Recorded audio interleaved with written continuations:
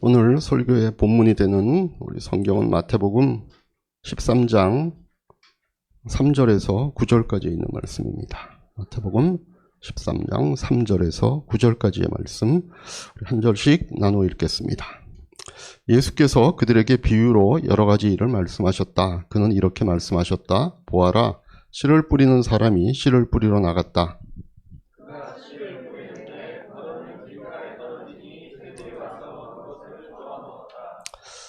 또 더러는 흙이 많지 않은 돌짝밭에 떨어지니 흙이 깊지 않아서 싹은 곧 났지만 또 더러는 가시덤불에 떨어지니 가시덤불이 자라서 그 기운을 막았다.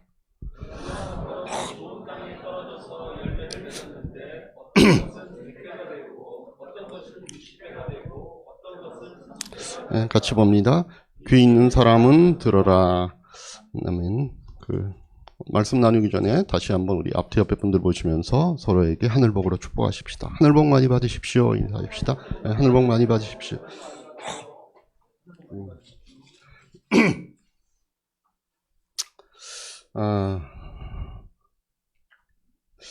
코로나 얘기 자꾸 해서 좀 죄송하긴 한데 어쨌든 코로나 걸렸었으니까 어쩔 수 없고 코로나 때문에 사실은 말씀을 준비하는데도 좀 걱정되는 부분이 있었습니다. 아까 말씀드렸듯이 이번 코로나 증세는 뭔가 머리가 맑지 않은 거예요. 계속 뭔가 이렇게 무겁고 그래서 갑자기 그런 생각이 드는 거예요. 내가 이번 주에 말씀을 준비하지 못하면 혹시 어떻게 되지? 이런 마음이 들더라고요. 왜냐하면 아시다시피 지금 제가 하고 있는 설교의 이제 형식이 주제 설교나 시리즈 설교를 쭉 하고 있는데 그건 매번 또는 어느 기간만큼 거기 어떤 주제나 이런 것들이 잡혀야 그 다음에 이제 본문의 말씀을 정하고 이렇게 설교를 하게 되는데 강해 설교 같으면 그 고민은 안 합니다. 왜냐하면 이제 다음번에 할 설교의 본문이 준비가 되어 있으니까. 그래서 여러분들 가운데서도 목사님이 좀 강해 설교를 해줬으면 좋겠다. 이제 이런 말씀들도 하셔서 제가 이제 그걸 준비는 하고 있는데 아마 올해까지는 제가 지금 해오던 식의 그런 주제에 관련된 설교들을 좀 하고 싶은 분들이 있어서 조금 더 주제 설교 쪽으로 이렇게 하고 있는데 갑자기 이번 주에는 아무런 주제가 생각이 안 나는 거예요. 그 앞에 다음번에 할 때는 이걸 갖고 설교를 해야 되겠다라고 분명히 정해놓은 것들이 있거든요. 그러니까 보통 2개 내지 3개 정도가 이렇게 준비가 되는데 이번 주엔 앞에서 내가 뭘 준비해 놨는지에 대한 생각도 없는 거예요. 가지고 마음이 이렇게 걱정이 되고 또 이게 어떡하지 이러다가 이번 주일에 혹시 내가 강돈 선생님한테 부탁을 해야 되나 그렇게 또 생각도 하고 지난번에 보니까 얼마든지 이렇게 하면 또 우리 강전사님이 잘할 수 있는 다니엘 2편도 우리가 들어야 될 것 같고 그런 마음이 있었는데 갑자기 그저껜가 잠자리에 자려고 누웠는데 갑자기 어떤 생각들이 쭉 지나가는 거예요. 그래서 보통 그러면은 제가 이제 몇 번 경험을 해봐서 알거든요. 그럼 생각이 쫙 이렇게 지나갈 때 그걸 이제 요거는 내일 아침에 내가 기억했다가 적어야지 이렇게 생각을 합니다, 보통. 근데 몇 번 해봤지만 아침에 일어나면 생각이 안 나요. 안 납니다. 그래서 제가 그러면 그때 일어나서 어쨌든 단어를 적든 문장을 적든 어떤 들었던 생각의 어떤 그 흐름을 적든 적어놔야 그 다음에 아침에 일어나서 이제 그것들을 다시 보면서 뭔가를 이렇게 어떤 완성을 위한 작업들을 할 수 있거든요. 근데 이번 주에도 그런 거예요. 뭐가 이렇게 쭉 지나가는데 이거를 적어야 되겠다는 생각이 드는 거예요. 근데 아프잖아. 사람이요, 자다가 일어나갖고 뭔가를 한다는 거 보통 때도 쉽지 않습니다. 이 반은 졸리고 반은 잠자리에 드는데 생각은 지나가고 그러면은 그걸 일어나갖고 그걸 갖고 뭔가 깨서 뭔가를 한다는 건 정말 어렵습니다. 근데 제가 몇 번 경험했기 때문에 이건 일어나서 적어야 된다. 그 마음까지는 들었는데 너무 일어나기가 싫은 거예요. 그래가지고 어떻게 할까 고민하다가 안 돼. 내가 이 말씀을 지금 주시는 게 아니면 이걸 내가 안 잡아놓으면 이번 주에는 내가 설교를 못할 수도 있어. 이런 마음이 드니까 일어났습니다. 일어나갖고 제 방으로 가서 불을 켜고 그 다음에 뭔가 그 메모를 할 수 있는 포스트잇을 꺼내서 거기다 이제 적어놓고, 원래 이제 여러분 제 글씨 보면 알겠지만 저는 제 글씨를 한 2일 지나면 저도 모릅니다. 이 글씨체가 하도 엉망이라서 그런 글씨체를 어쨌든 적어놓고, 이거 내일 아침에 주님 이 내일 아침에는 생각나게 확실하게 생각나게 해주세요 하고 이제 적어놓았던 그 내용을 오늘 이제 설교를 하는 겁니다. 그렇게 보면 뭔가 오늘 설교를 하나님 주시는 의미가 있겠죠.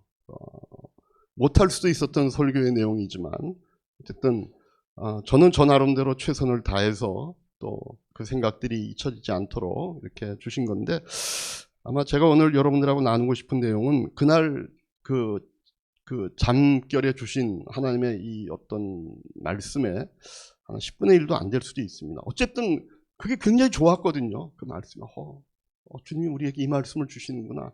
그래, 맞아, 이거지. 근데 그 잠깐 버티고 있는 순간, 그리고 일어나서 내 방에서 뭔가를 적는 순간 많은 부분들이 또 이렇게 스르르 사라지는 느낌이 있었거든요. 그래서 그거를 그 다음날 다시 일어나서 또 그거를 정리해 놓고 하는 가운데 10분의 9는 사라지지 않았나. 그러나 그 10분의 1을 붙잡고 오늘 여러분들하고 같이 나누고 싶은 본문의 말씀은 지금 읽었던 이 마태복음 13장에 나와 있는 우리가 잘 아는 씨 뿌리는 자의 비유입니다. 처음부터 이 비유의 말씀을 주진 않았어요.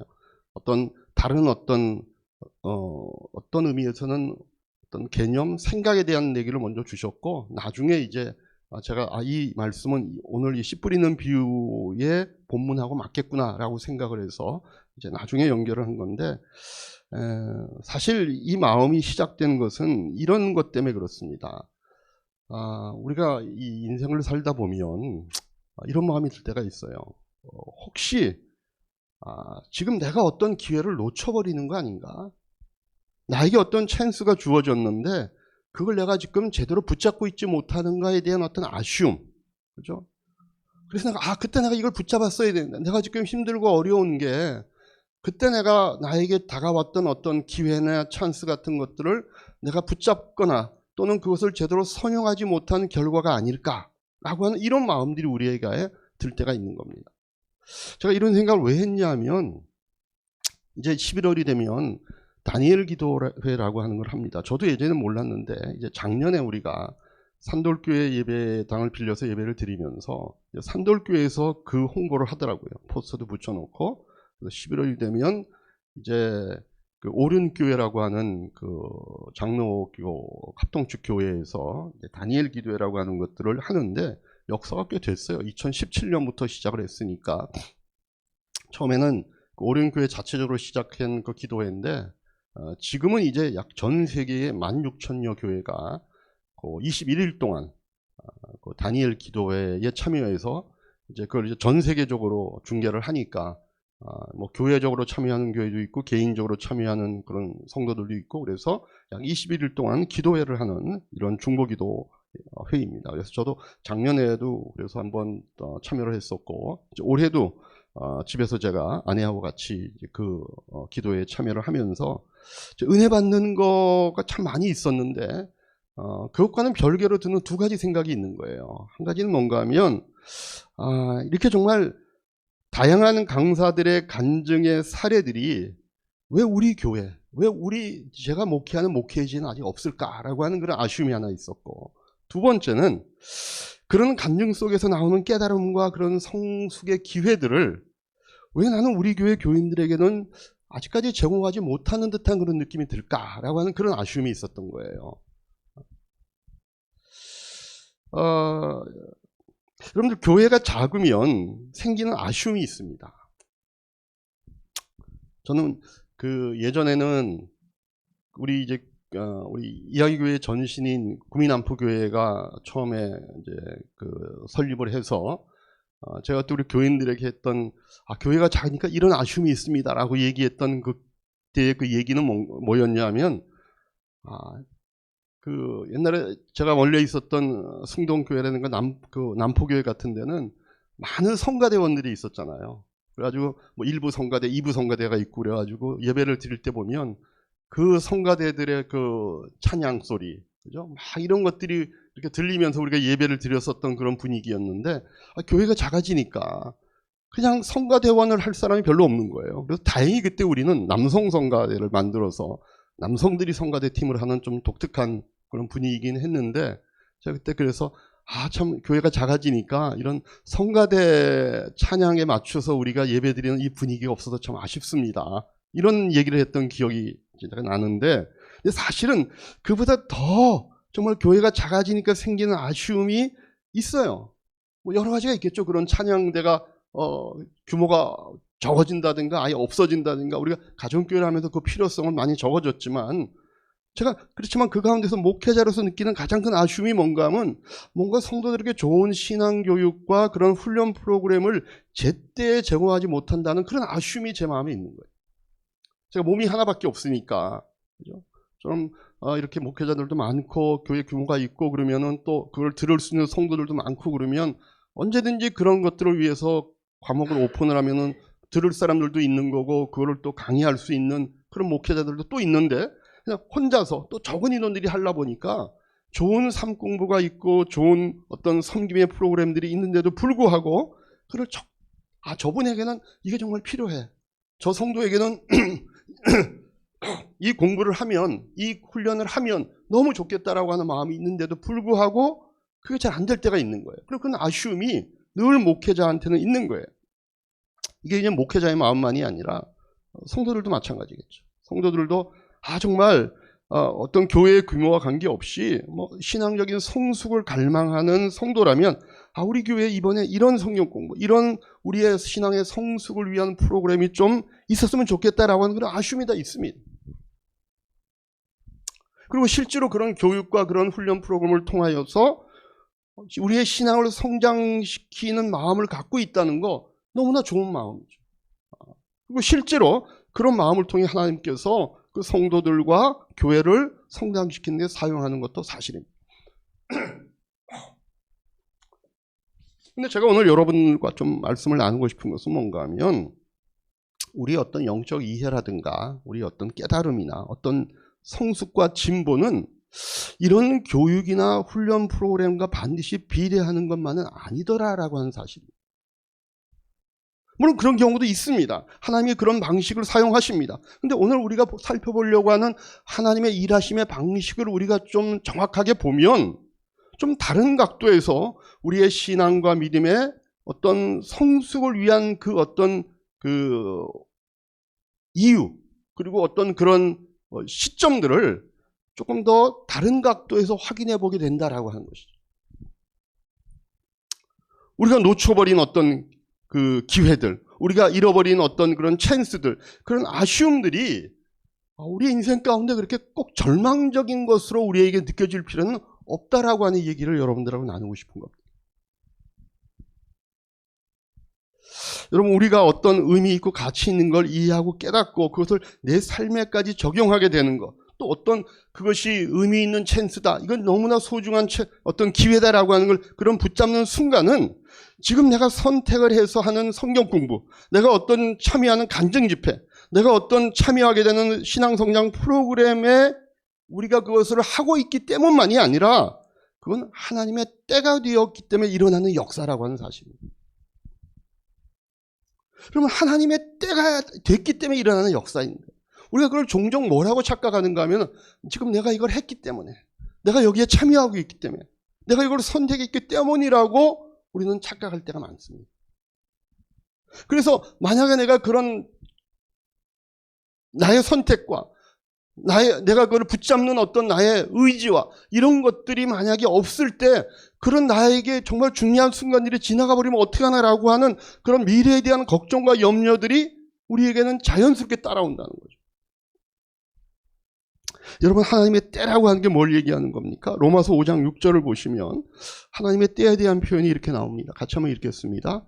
우리가 아직 약할 때에 그리스도께서 제때에 경건하지 않은 사람을 위하여 죽으셨다라고 합니다. 여러분, 그러니까 제때 그리스도께서 죽는 그 때가 있다는 겁니다. 하필 왜 그때에 예수님께서 죽으셨냐라고 하는 얘기를 성경이 하는 겁니다. 이때는 어떤 때입니까? 아직 사람들이 죄인이었을 때, 그죠? 아직 자신들에게 구원이라고 하는 것이 뭔지에 대한 그런 어떤 갈망과 이런 것들이 아직까지 그들에게 없을 때, 여전히 그들은 죄 중에 있을 때, 그리고 그 당시에 예수님 오실 당시에 세상은 이스라엘이 영광을 갖고 있을 때가 아니라 오히려 로마의 식민지에 의해서 그들의 압제 속에 있는 그런 상황 속에서 예수님이 오시는 때가 되었다는 것. 왜냐하면 그때가 하나님의 때이기 때문에 그렇습니다. 그때가 왜 하나님의 때일까요? 로마서 5장 8절에 그렇게 얘기하죠. 같이 읽습니다. 그러나 우리가 아직 죄인이었을 때에 그리스도께서 우리를 위하여 죽으셨습니다. 이리하여 하나님께서는 우리에 대한 자기의 사랑을 실증하셨다. 이전 번역에 보면 자신의 사랑을 확증하셨다 이렇게 나오죠. 바로 이때가 하나님의 사랑을 우리에게 확증할 수 있는 하나님이 선택한 때라는 겁니다.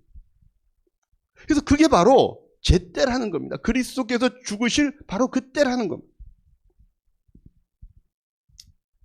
여러분, 하나님의 때라고 하는 것은요, 하나님께서 갖고 계신 세상을 향한 하나님의 전체 계획에서 내가 움직이는 것이 필요할 때를 얘기하는 겁니다.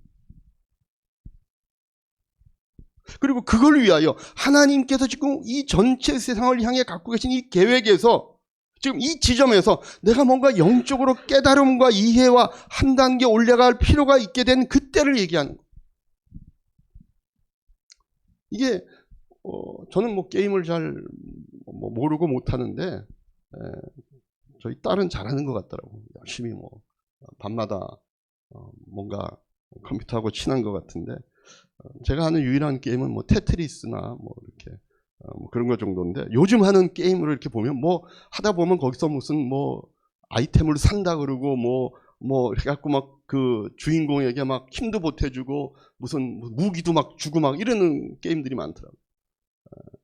눈이 바짝바짝하는 우리 교인들도 있어요. 그렇게 게임 얘기 나오니까. 근데 그런 게임으로 치면 뭔가 지금 자기가 부딪힌 상황을 해결하고 더 앞으로 전진하기 위해서 나에게 더 큰 어떤 그런 에너지, 힘과 또는 그걸 사용할 수 있는 무기들을 자기가 장착해 줄 때가 됐다는 거예요. 내가 뭔가를 돌파해야 되는 때가 된 겁니다. 그리고 바로 그때는 나를 포함해서 다른 모든 것과 관련된 이 세상을 주관하시는 하나님의 계획의 타이밍과 연결되어 있는 때입니다. 그때가 딱 맞아야 되는 거.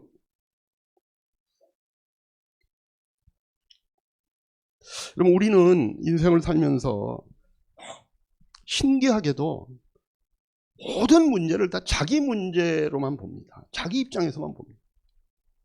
그 문제를 겪을 때도 내 문제만 보게 되고 내가 뭔가 성숙을 향해 나아갈 때도 내 성숙만을 보는 겁니다. 근데 여러분, 우리는 홀로 존재하지 않습니다. 하나님의 전체 계획 속에서 내가 어떤 위치와 그 하나님의 전체 계획 속에서 나는 어떤 가치를 갖는가라고 하는 것을 이해할 수 있어야 되잖아요. 그래서 나에게 어떤 일이 일어나고 있다면 내가 그 일에 대하여 어떻게 깨닫고 그래서 내가 어떤 행동을 결단하게 되는 것, 이거는 지금 나만의 문제가 아니라 하나님의 전체 계획과 맞물려져서 일어나는 거라는 거예요. 그러니까 우리가 보통 세상적으로 얘기하면 나비 효과 같은 거 있잖아요. 그죠?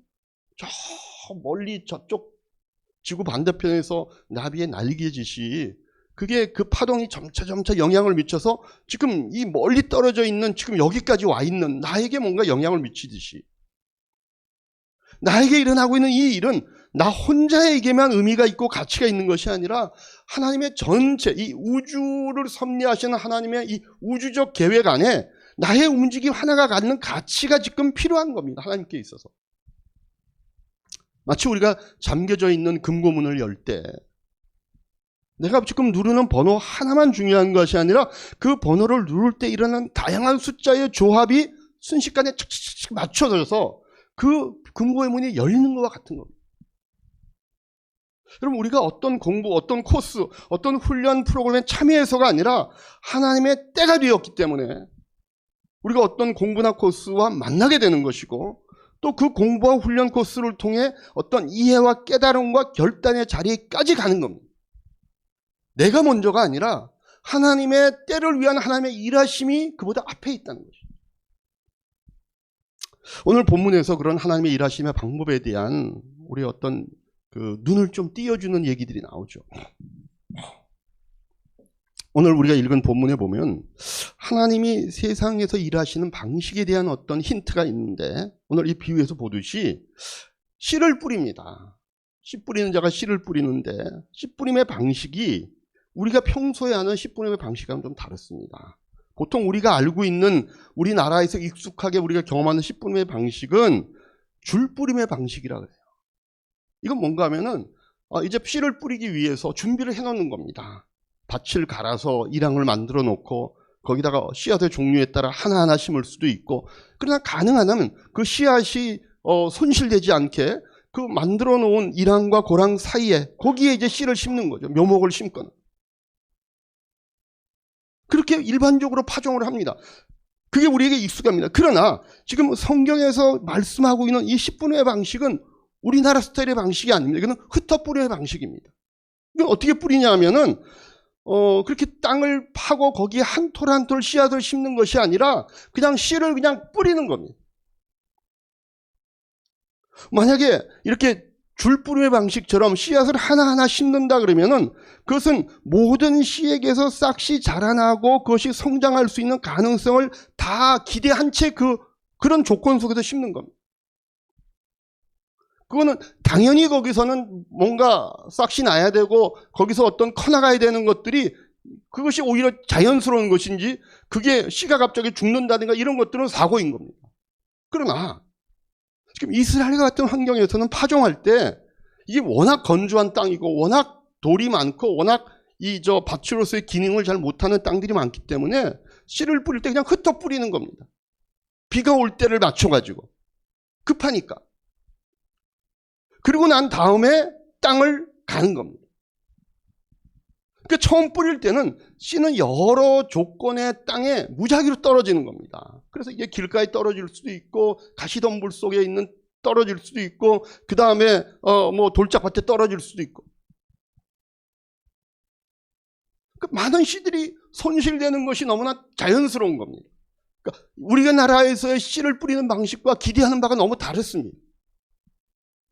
그러나 중요한 것은 씨가 갖고 있는 생명력이 있기 때문에 그 중에 좋은 밭에 떨어지게 되는 씨는, 오늘 본문에 보면요, 그 카운팅을 할 때 30배, 60배, 100배 그렇게 얘기 안 합니다. 100배, 60배, 30배의 열매가 맺는다고 얘기합니다.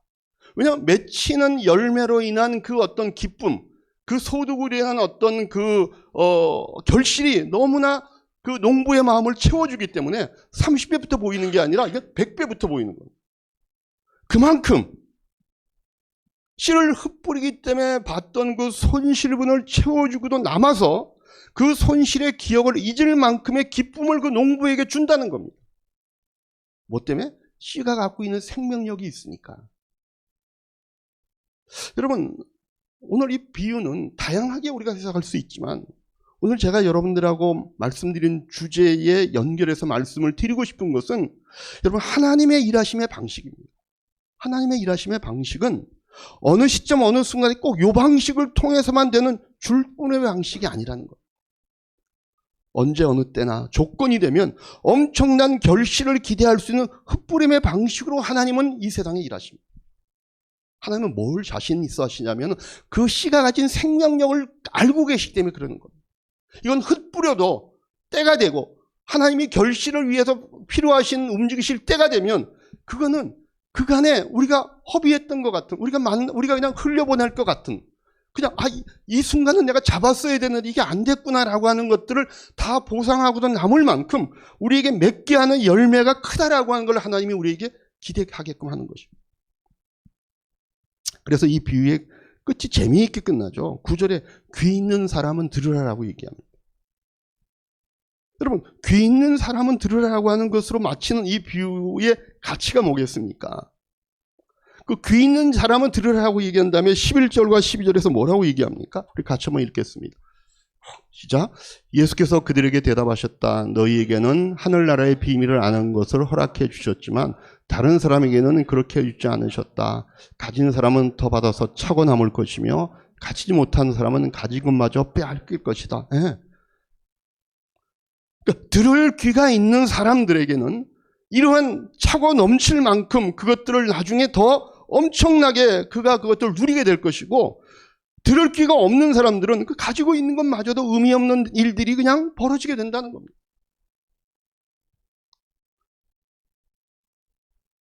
그 하나님의 일하심의 방식은 그 들을 귀가 있는 사람들에게 의미가 있는 겁니다.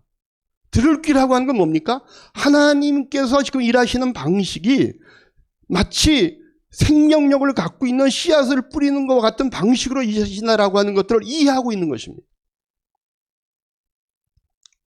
지금 비록 내가 원하는 만큼의 이해와 깨달음, 성장의 기회가 없어 보여도 하나님이 내 안에 성장할 생명의 씨앗을 주셨음을 믿고 기다리는 자들, 언젠가 상황이 돼서 하나님의 때가 되면 그것이 조건이 되어 내 안에 마치 죽어있는 것처럼 보였던 어떤 그 씨앗의 생명력이 어느 날 그것들이 자라나서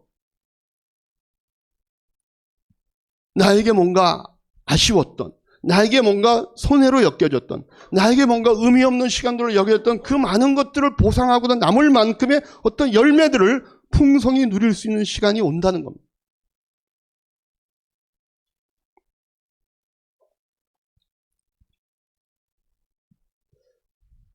여러분, 그래서 우리는 이런 얘기들을 하는 것들에 대해서 조심해야 됩니다. 당신은 지금 이번 그 공부, 그런 어떤 훈련 프로그램, 또 그런 집회, 거기에 참여했으니까 그런 깨달음과 무슨 좀 어떤 진보가 있었던 것 같고, 나는 그렇지 못해서 그냥 내 신앙이 이래.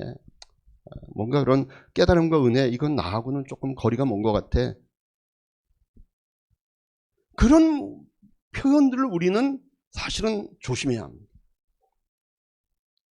왜냐하면 그런 깨달음, 그런 은혜는 어떤 코스나 어떤 공부 속에 숨겨 있는 것이 아니라 하나님의 때가 되어서 하나님이 내 안에 심겨놓으신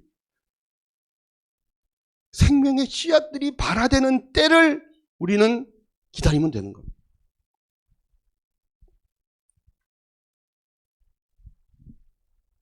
여러분, 하나님이 주시는 은혜와 깨달음이 얼마나 우리의 예상하고 벗어나냐면요, 지금 이제 우리가 하는 성경 프로그램이 생명의 삶이 있고 부부의 삶이 있지 않습니까? 근데 부부의 삶 공부를 한다고 해서 부부의 삶에 대한 것만 깨닫는 것이 아니잖아요. 제가 이렇게 인도하다 보니까 부부의 삶을 하고는 있는데 사실은 그 공부를 통해서 어떤 분들은 인생 전체를 다시 그려보는 지혜를 얻는 분도 계셔요. 그냥 부부 생활을 어떻게 하는가 그것만이 아니라 그걸 통하여서 자기가 전혀 생각하지 못했던 다른 부분까지도 보는 은혜를 누리는 겁니다. 어떤 사람은요, 다른 사람은 별 은혜를 못 받았던 마침 그 설교가 헌금에 관한 설교인데도 다른 사람들은 오늘 목사님 설교가 왜 저리지? 그런데 어떤 사람은 그게 하나님 나라의 비밀을 체험하는 눈을 열게 되는 설교로 그는 받아들이는 거예요. 하나님의 때가 되어서 하나님께서 우리의 인생을 하나님의 전체에 계획시켜 포함시켜 나아가실 때는 우리가 기대하는 것 이상의 어떤 열매들이 우리의 삶 가운데 맺히는 겁니다. 그게 100배, 60배, 30배의 열매를 맺히는 겁니다. 그래서 제가 이런 다니엘 기도회 참석 이후에 생긴 아쉬움에 대해서 제가 이렇게 결론을 지었습니다. 첫 번째는 저를 위한 결론이었습니다. 나는 설교 시간을 통해서 말씀의 씨앗을 열심히 뿌려야 되겠구나. 지금 내 목회지에 그런 간증과 그런 것들에 대해서 자신 있게 막 얘기하는 그런 일들이 벌어지지 않는다 할지라도 나는 언젠가는 그것이 싹신하고 열매를 맺힐 수 있는 그 풍성한 소득을 약속하시는 그 말씀의 씨앗을 나는 열심히 뿌려야 되겠다. 디모데후서 4장 2절 말씀을 보시면 저한테 제가 받은 말씀입니다. 저한테 준 말, 저만 읽을게요. 그대는 말씀을 선포하십시오. 기회가 좋든지 나쁘든지 꾸준히 힘쓰십시오. 끝까지 참고 가르치시며 책망하고 경계하고 권면하십시오. 어떨 때는 제가 전한 말씀이 그냥 길가에 돌짝밭에 떨어져서 허비되는 것처럼 보이는 때가 있지만 제가 말씀을 다시 붙잡는 겁니다. 때가 되면 누군가에는 이 말씀을 들었던 어떤 성도에게는 그게 피어나서 100배, 60배, 30배 열매를 맺어 우리 교회 안에 하나님의 생명이 넘쳐나게 될 것을 나는 기대하겠다라고 하는 마음을 하나님이 주시는 겁니다. 저는 그분들이 오늘 이 자리에서 함께 이 말씀을 나누는 우리 이야기의 성도님 되시기를 주님의 이름으로 축복합니다. 두 번째는 우리 성도님들에게 주시는 결론의 말씀입니다. 여러분, 믿음은 들음에서 난다라고 로마서에서 얘기합니다. 같이 한번 읽겠습니다. 그러므로 믿음은 들음에서 생기고 들음은 그리스도를 전하는 말씀에서 비롯됩니다. 네. 그래서 우리의 믿음, 하나님께서 분명히 어떤 하나님의 때에 우리에게 하나님께서 하시는 역사에 어떤 소용될 수 있는 그 하나님의 전체의 이 계획 속에 우리의 존재와 가치가 드러나게 하는 어떤 때를 하나님 이렇게 주십니다. 근데 하나님께서 잡고 사용할 수 있는 그 들을 귀, 그 들을 귀가 뭔가? 말씀을 듣는 귀입니다. 그래서 우리는 최소한 하나님께서 사용할 수 있는 그 근거가 되는 말씀을 듣는 자리 앞에 우리는 늘 머물러 있기를 즐거워해야 합니다. 그게 주일 예배든 삶 공부든 개인 큐티 시간이든 이런 말씀과 관계된 자리에는 내가 빠지지 않겠다라고 하는 마음들로 여러분들의 마음을 다시 한번 다잡으시기 바랍니다. 많은 시간과 기회와 그 어떤 그 우리의 생각하기에 저건 너무나 우리가 해야 되는 거야 라고 했던 아쉬웠던 기회들이 우리 앞으로 지나갈 수 있습니다.